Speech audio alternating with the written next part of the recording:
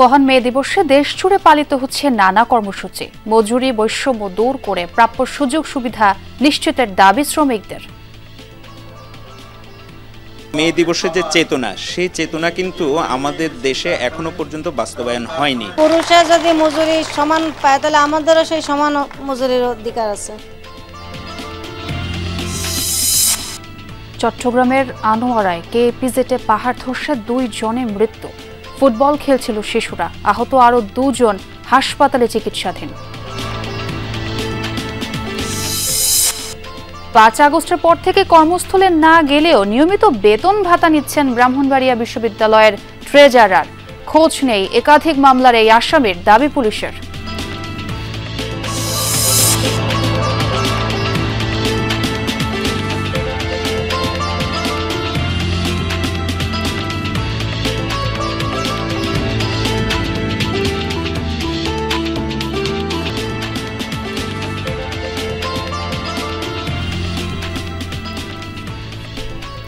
আমন্ত্রণ সংবাদ সারা দেশে, আপনাদের সঙ্গে আছি আমি ছোয়া খন্দকার। এতক্ষণ শিরোনাম দেখছিলেন, এবার পুরো খবর। রাজধানীর চীন মৈত্রী সম্মেলন কেন্দ্রে মে দিবসের অনুষ্ঠানে কথা বলছেন প্রধান উপদেষ্টা ডক্টর মোহাম্মদ ইউনূস। সরাসরি যাচ্ছি তার বক্তব্যে। কর্মসংস্থান মন্ত্রণালয়ের আইএলওর সহায়তায় শ্রমিকদের জন্য একটি সর্বজনীন এমপ্লয়মেন্ট ইনজুরি স্কিমের পাইলট প্রকল্প বর্তমানে বাস্তবায়ন আছে। অন্যান্য উদ্যোগের পাশাপাশি সারা দেশে 32টি শ্রম কল্যাণ কেন্দ্রের মাধ্যমে শ্রমজীবী মানুষের স্বাস্থ্যসেবা প্রদান করা হচ্ছে। শিশু শ্রম নিরসনের লক্ষ্যে নানামুখী উদ্যোগ গ্রহণ করা হয়েছে। এ পর্যন্ত 44টি সেক্টরে ন্যূনতম মজুরি নির্ধারণ করা হয়েছে। তাছাড়া নিরাপদ ও শোভনকর্ম, পরিবেশ বান্ধব প্রযুক্তি এবং দক্ষ জনশক্তি ব্যবহারের মাধ্যমে টেকসই উন্নয়নে অবদানের জন্য প্রতি বছর গ্রিন ফ্যাক্টরি অ্যাওয়ার্ড দেওয়া হচ্ছে। শ্রমিক মালিকদের সাথে দফায় দফায় আলোচনার মাধ্যমে শ্রম সন্তোষ বহুলাংশ কমিয়ে আনা সম্ভব হয়েছে। শ্রমিকের অধিকার রক্ষার পাশাপাশি শিল্পকেও বাঁচিয়ে রাখতে হবে। তাই যে সকল কারখানা ও প্রতিষ্ঠান বকেয়া বেতন থাকায় শ্রম সন্তোষ তৈরির উপক্রম হয়েছিল, সেখানে আলোচনার মাধ্যমে যৌক্তিক পর্যায়ে বকেয়া পরিশোধের মাধ্যমে শিল্প কর্মপরিবেশ সচল রাখা হয়েছে। একটি দেশ কেবলমাত্র সমৃদ্ধ হয় যখন তার শ্রমিকেরা নিরাপদ ও সুষ্ঠু পরিবেশে কাজ করতে পারে, মালিকরা তাদের শ্রমের যথাযথ মূল্যায়ন করতে পারে। শ্রমিকদের কল্যাণ নিশ্চিত করা মানে শুধু তাদের জন্য ভালো করা নয়, বরং এটি শিল্প খাতের উৎপাদনশীলতা, জাতীয় প্রবৃদ্ধি ও অর্থনীতির উন্নতির অন্যতম প্রধান শর্ত। এই দেশকে নতুন করে গড়ে তুলতে হলে ঐক্য, পারস্পরিক শ্রদ্ধা এবং আস্থার পরিবেশ সৃষ্টি করতে হবে। দেশকে নতুন করে গড়ে তোলার তত্ত্বে উজ্জীবিত হয়ে শ্রমিকের অধিকার রক্ষা, নিরাপদ কর্মপরিবেশ নিশ্চিত করা এবং শ্রমিক মালিক সুসম্পর্ক স্থাপনে সকলকে একযোগে কাজ করার আহ্বান জানাচ্ছি। আমরা যদি ঐক্য ও সহযোগিতার ধারা অব্যাহত রাখি, তাহলে জুলাই আগস্টের ছাত্র শ্রমিক জনতার গণ অভ্যুত্থানের মাধ্যমে বৈষম্যহীন নতুন বাংলাদেশ গড়ার স্বপ্ন শুধু স্বপ্ন নয়, বাস্তব হবে। বাংলাদেশ অত্যন্ত শ্রমঘন দেশ বিদায় শ্রমিকের অধিকারকে সর্বোচ্চ গুরুত্ব দিয়ে কাজ করতে হবে। আমাদের অনেক দূর পথ পাড়ি দিতে হবে। বিভিন্ন প্রশিক্ষণ ও কর্মসূচি গ্রহণের মাধ্যমে অদক্ষ শ্রমিকদের দক্ষ শ্রমিকে রূপান্তরিত করতে হবে। এজন্য শ্রমিক সংগঠন, ব্যবসায়ী, বিনিয়োগকারী, সুশীল সমাজ, গণমাধ্যম, উন্নয়ন সহযোগী সবাইকে ঐক্যবদ্ধভাবে শ্রমিকের স্বার্থ রক্ষা ও ন্যায্য অধিকার প্রতিষ্ঠায় কাজ করতে হবে। পরিশেষে মহান মে দিবস এবং জাতীয় পেশাগত স্বাস্থ্য ও সেফটি দিবস অনুষ্ঠানে উপস্থিত সকলকে ধন্যবাদ জানিয়ে আমার বক্তব্য শেষ করছি এবং আমরা নতুন বাংলাদেশ প্রত্যয় আবার দৃঢ়ভাবে ঘোষণা করছি। ধন্যবাদ সবাইকে। ডক্টর মোহাম্মদ ইউনূসের বক্তব্য শুনছিলাম সরাসরি। এদিকে নানা আয়োজনের মধ্য দিয়ে সারা দেশে পালিত হচ্ছে মহান মে দিবস। রাজশাহীতে সকালে শোভাযাত্রা ও আলোচনা সভার আয়োজন করে জেলা প্রশাসন। নগরের বর্ণালী মোড় এলাকায় বেলুন উড়িয়ে শোভাযাত্রার উদ্বোধন করেন শ্রম অধিদপ্তরের কর্মকর্তারা। এছাড়া মে দিবস উপলক্ষে মহানগরীতে দিনভর বিভিন্ন শ্রমিক সংগঠনের নানা আয়োজন রয়েছে। খুলনায় বর্ণাঢ্য আয়োজনের মধ্য দিয়ে পালিত হচ্ছে মে দিবস। সকালে জেলা প্রশাসনের উদ্যোগে রেল স্টেশন চত্বর থেকে শোভাযাত্রা বের হয়ে শিল্পকলা একাডেমিতে গিয়ে শেষ হয়। সেখানে আলোচনা সভায় শ্রমিকরা ন্যায্য মজুরির পাশাপাশি নিজেদের অধিকার নিশ্চিতের দাবি জানান।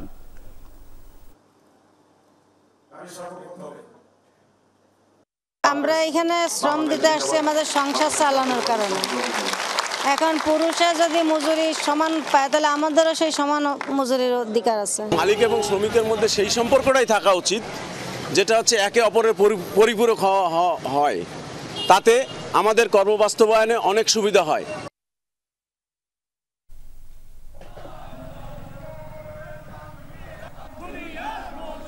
নীলফামারীতে সকালে কেন্দ্রীয় শহীদ মিনার মাঠ থেকে জেলা প্রশাসন ও শ্রমিক সংগঠনের উদ্যোগে শোভাযাত্রা বের করা হয়। শোভাযাত্রাটি বিভিন্ন সড়ক প্রদক্ষিণ করে, পরে অনুষ্ঠিত হয় আলোচনা সভা। এতে প্রশাসনের কর্মকর্তা ও শ্রমিক সংগঠনের নেতারা বক্তব্য দেন।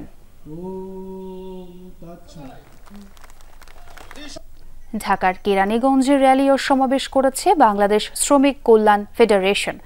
সমাবেশে বক্তারা শ্রম আইন বাস্তবায়নে সরকারের তদারকি বাড়ানোর দাবি জানান। এছাড়া নারায়ণগঞ্জ, নাটোর, মাদারীপুর সহ সারা দেশেই পালিত হচ্ছে নানা কর্মসূচি। আন্তর্জাতিক শ্রমিক দিবস আজ। বিশ্বজুড়ে নানা আয়োজনই পালিত হচ্ছে দিবসটি, কিন্তু মে দিবসে সভ্য সমাজে সেই আড়ম্বরপূর্ণ আয়োজন যাদের নিয়ে, সেসব শ্রমিকদের খবর কি? ভারী বোঝা নিয়ে মাথার ঘাম পায়ে ফেলে যারা দুবেলা খাবারের বন্দোবস্ত করেন, কতটা মূল্য তাদের? শ্রম আইন থাকলেও কি সুবিধাগুলো পাচ্ছে তারা? মজুরি বৈষম্য আর অনিরাপদ জীবনের সুখ খুঁজে নেওয়া সেসব শ্রমিকদের কথা জানাচ্ছেন সহকর্মী রুহুল আমিন বাবু। পেটের দায়ে 5 দশক ধরেই শ্রম বিক্রি করছেন কুষ্টিয়ার নইমুদ্দিন। জীবন যুদ্ধের সংগ্রাম কাটছে তার মাথায় ভারী বোঝা টেনে। আমি বোঝা টানতেছি, ধরুন 7 দিনের পরে টেনে বাজারে ঢুকেছি। এই 7 দিনে হলে তার ভিতরেই বাজারে ঢোকা। আমি সবুল শহর থেকে মানুষ। বড়বাজার এলাকায় দেখা মিলে নইমুদ্দিনের মতো আরও অনেককে। সংসারের খানি টানতে টানতে এখন অনেকের শরীরই অচল প্রায়, তবুও থেমে থাকা চলে না। বোঝা টানতে টানতে ধরেন ঘাড় আর ঘোরাতে পারি না। তারপরে ছেলেপেলে মানুষ করেছি, বিয়ে থাওয়া দিয়েছি, ধরেন ঘর বড় করেছি। 35 বছর 33 বছর ধরেন বোঝা টানতেছি, টানতে টানতে আমাদের ঘাড়ের সমস্যা, হাতে পায়ের সমস্যা হয়ে গেছে। আমরা তো সেরকমভাবে ধরেন মজুরি পাইনি। কোনো চিকিৎসা সুবিধা পান না, চিকিৎসার সুবিধা পাই নাই। মে দিবসের প্রসঙ্গ আসতেই তাচ্ছিল্য প্রকাশ পেল সবার কণ্ঠে। মজুরি বৈষম্যের যেখানে সমাধান নেই, সেখানে আবার কিসের দিবস? জানালেন সরকারি দপ্তরও তাদের খোঁজ রাখে না। সারাদিন করে আমরা মাথায় বোঝা বহন করে সরকার থেকে আমরা কোনোদিনও কোনো সহযোগিতাও পাইনি। আমাদের কাছে তারা কোনোদিনও খোঁজ খবরও নিয়ে নাই। ঘরের রগমগ এই বস্তা টানতে টানতে ঘরের রগমগ গুছা দেয়, বস্তা টাইনি আর ছোট হয়ে গেছে। এটা আমার কি পড়ছে, আর কি সে দিব, সেটা আমরা তো কোনো মূল্য পাচ্ছি না। আমাদের নির্দিষ্ট কোনো মজুরি নির্ধারণ করা নাই। ওই রাস্তার দূরত্ব অনুসারে বা আপনার বস্তা, ছোট বস্তা কিংবা বড় বস্তা, এই অনুপাতে একটা রেট নির্ধারিত করে আমরা কাজ করি আলোচনার মাধ্যমে। এই সংশ্লিষ্ট দপ্তর থেকে জানালো, ট্রেড ইউনিয়নের বাইরে থাকা শ্রমিকদের জন্য কিছু করার থাকে না তাদের। তবে ইউনিয়নের আওতায় আসলে বিষয়গুলো দেখা হবে এমন আশ্বাস মিলল।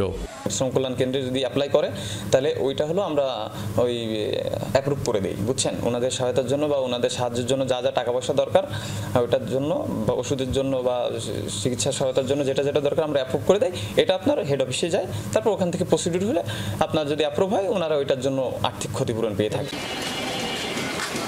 পুরুষ নামের এই যন্ত্রের মাথায় দৃশ্যমান বোঝা বহনের মূল্য থাকলেও জীবন নামের অদৃশ্য বোঝা বহনের নেই কোনো মূল্য।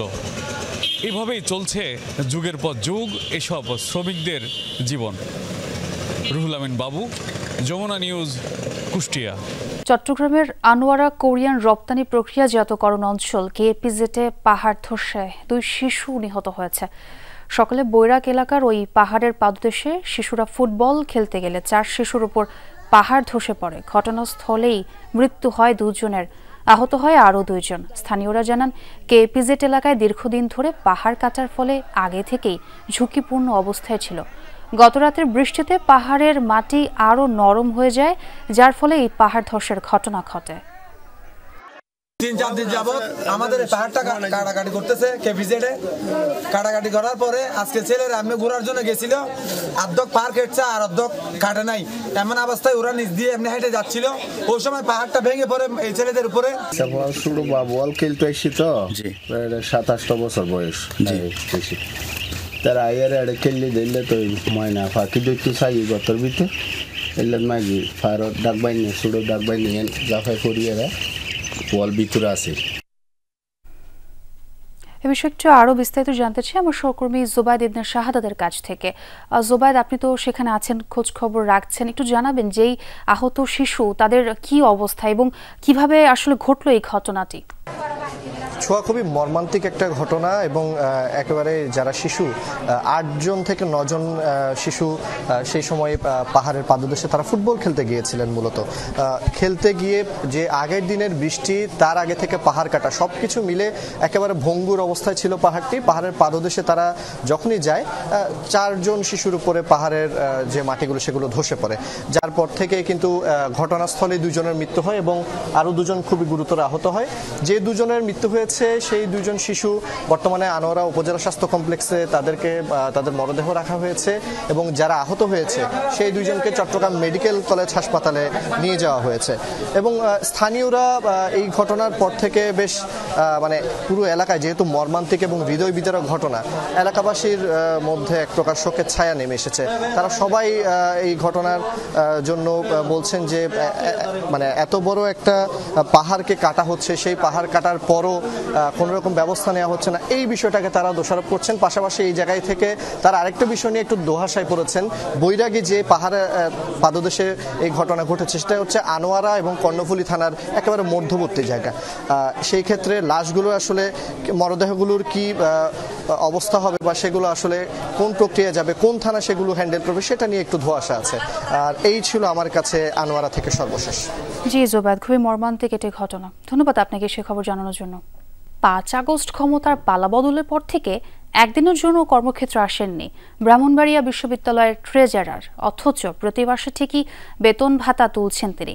পট পরিবর্তনের পর তার নামে হত্যাসহ 3টি মামলা দায়ের করা হয়, অথচ পুলিশ বলছে বিশ্ববিদ্যালয়ের কাগজপত্রে এখনো স্বাক্ষর করে যাওয়া এই ট্রেজারারের খোঁজই পাচ্ছেন না তারা।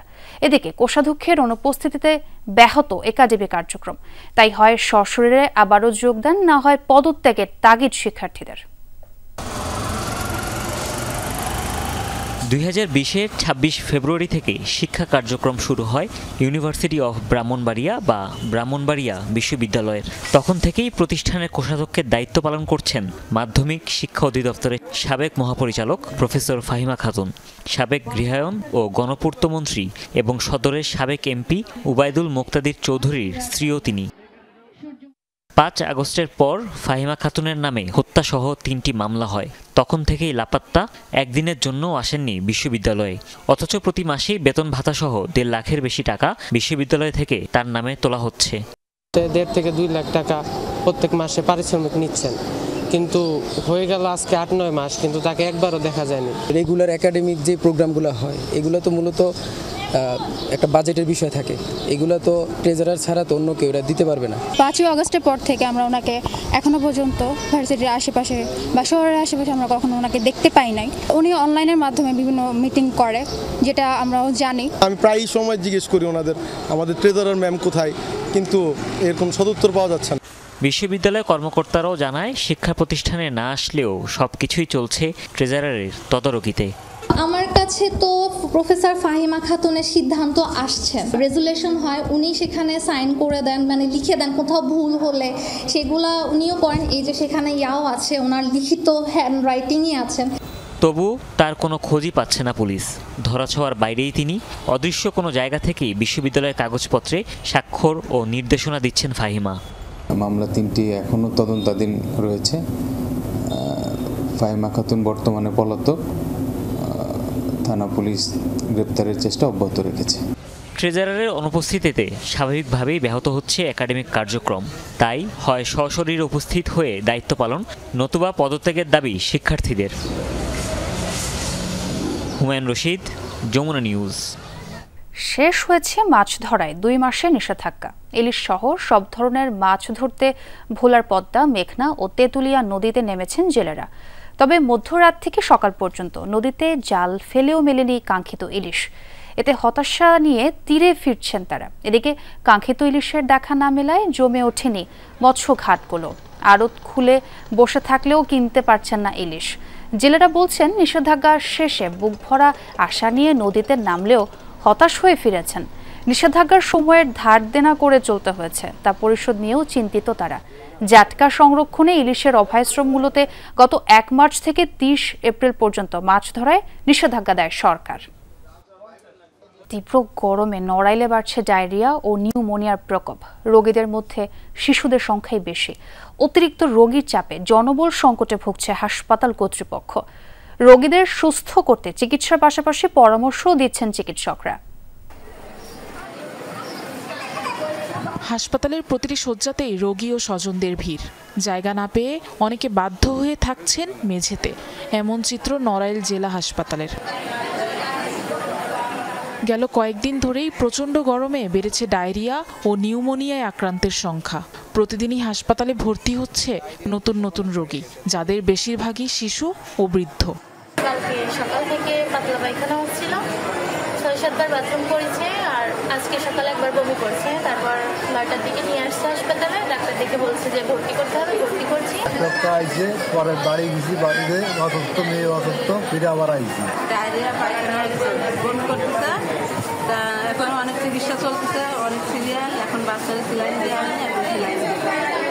100 শয্যার হাসপাতালে ডায়রিয়া ওয়ার্ডে বেড আছে মাত্র 6টি, অথচ দৈনিক রোগী ভর্তি অর্ধশতাধিক। আমরা সব দিনই আসলে চেষ্টা করি আমাদের সর্বোচ্চটা দেওয়া, কিন্তু সবার মন রক্ষা করা তো সম্ভব না। সেক্ষেত্রে যদি আমাদের এখানে একটু জনবল বাড়তো, মানে আমাদের নার্সই আর একটু বাড়তো, তাহলে আমরা আরও বেশি সবার ডাকে সাড়া দিতে পারতাম। বাড়তি রোগীর চাপ সামলাতে হিমশিম খাচ্ছেন হাসপাতাল কর্তৃপক্ষ। রয়েছে চিকিৎসক সহ লোকবল সংকট। পানির সমস্যা সমাধান করার জন্যে যত্রতত্র খারাপ ডোবা বা এসব জায়গা থেকে পানি ব্যবহার না করে যতদূর সম্ভব কষ্ট হলেও ডিপ টিউবওয়েল কিংবা যেসব টিউবওয়েলে পানি আছে সেখান থেকে পানি ব্যবহার করার জন্য।